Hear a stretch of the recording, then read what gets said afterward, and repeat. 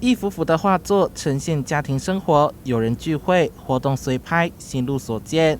企业家出身的林桂华，将社交活动作为绘画的创作元素，画中人物无一例外沉浸于3C 产品的使用，就是来自林桂华对社会样态的关注。这个就是时代，有时候我们绘画会讲说，就为这个时代留一个记录。那这个现象其实是很少有的。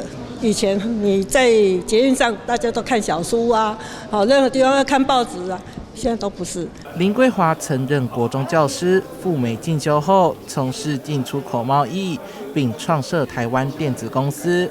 由于一直怀抱绘画梦想，在工作之余也进修艺术。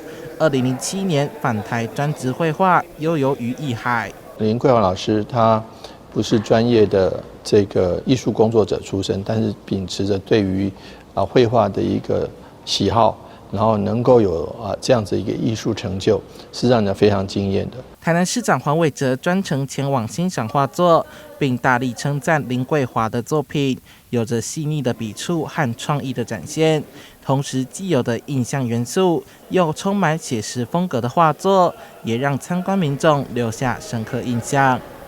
记者台南综合报道。